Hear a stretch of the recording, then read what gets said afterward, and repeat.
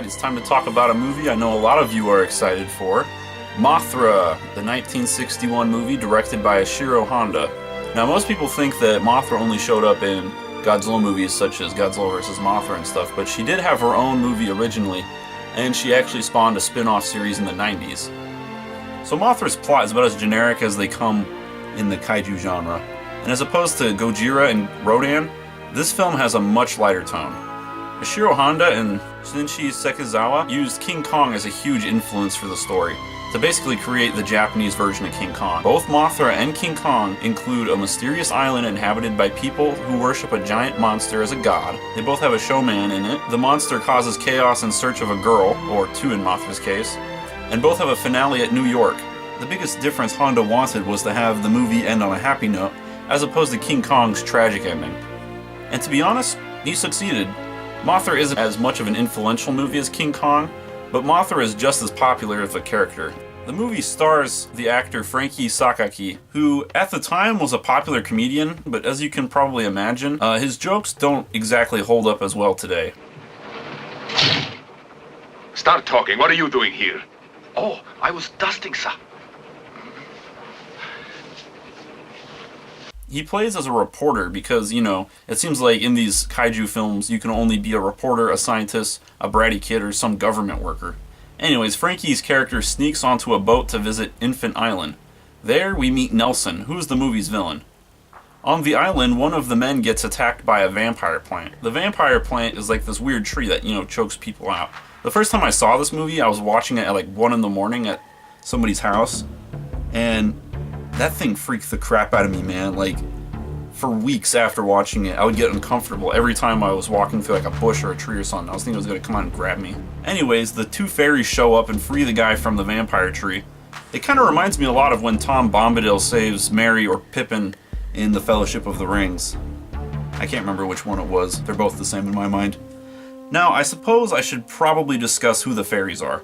So the fairies, or the Shabajin as they're known, which literally translates into little beauties in English, are one of those things that anyone who grew up watching the Godzilla movies and stuff probably doesn't have any issues with, but to those who are new to this genre, you will probably find them pretty weird and bizarre. Basically, they're just these two short girls with telekinetic powers that have a special connection to Mothra. They're played by Emi Ito and Yumi Ito, who are identical twins with voices that are almost as identical as their appearance. Because of that, they became a well-known singing group known as the Peanuts. They serve as both this movie's source of exposition and also as the MacGuffin. Nelson kidnaps them, which becomes the movie's central conflict. Another thing that should be mentioned is how they sing the Mothra song.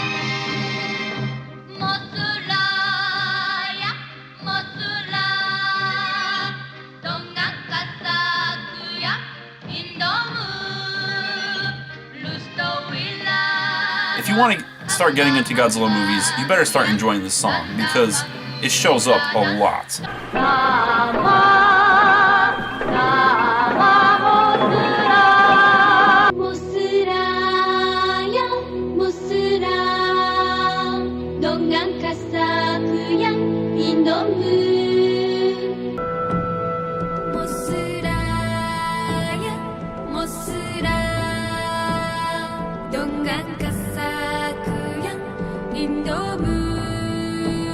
For the Peanuts not being professional actors, they actually do a pretty good job. Ishiro Honda even stated in an interview that they were super good to work with, that they learned their lines very quick and were always acting with the most professionalism. Good for them! Once Mothra gets to Tokyo to find the fairies, we get the iconic scene of Mothra climbing up the Tokyo Tower and building her cocoon. The Rawlisian government shows up, which is just a cross between the Soviet Union and the United States. Yeah, sounds horrible, right? Anyways, they show up with these atomic heat guns, which are clearly the inspiration for the Maser tanks, which would show up in much more movies after. Anyways, they light Mothra's cocoon up, and somehow Mothra survives this. I mean, she looks pretty roasted to me in this scene. Mothra hatches from her cocoon and goes into her more well-known moth form, which, for being a giant moth, her design is pretty clearly a peacock butterfly.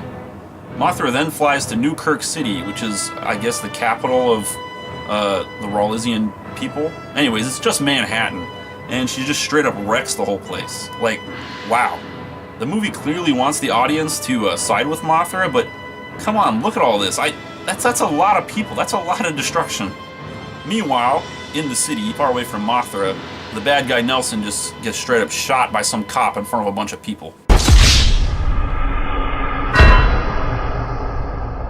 You know, because the one thing that every kaiju movie is lacking in is its police brutality. Our heroes then paint the Mothra symbol on an airport to try to attract Mothra. They get this idea when they look at a steeple with a cross on it, which I feel like means that Mothra has some kind of a Jesus parallel, but I really don't care to find out what it is. I'm so sick and tired of those Jesus parallels. Anyways, they deliver the fairies to Mothra and all is forgiven. We hope that no one ever disturbs you or your island again. Thank you. Mothra awaits us. Sayonara. The movie actually was going to have an alternate ending, which involved Nelson flee to the country as opposed to going to the city. They then would crash on a mountainside where Mothra would fly in and intercept Nelson and kill him. Apparently the scene would have involved Mothra blowing Nelson off the side of the mountain into like a volcano or something, which to film they used a life-size dummy. Apparently the crew didn't spend the time to recover the dummy after they threw it off the cliff, and it was later spotted by a group of hikers. The hikers thought it was a suicide victim, and they called the authorities. This caused an uproar and Toho were soundly scolded. This would make a lot of sense if this story is true because the miniatures for Newkirk City look a lot more fake. They look more like what you would see in Ultraman than a Godzilla movie. So it would make sense that they filmed this alternate ending pretty quickly. This movie is without a doubt a classic, and very important for the genre. It does seem kind of forgettable with all the kaiju movies that exist. Godzilla vs. Mothra does such a better job with Mothra.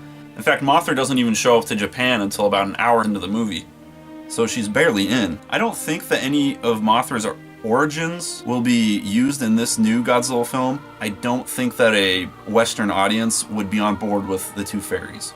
But man, if they play the Mothra song, I will straight up start singing that song in the theater. Believe me, because you know I have that song memorized. Despite the film being very unoriginal and low budget, the film does have some great moments.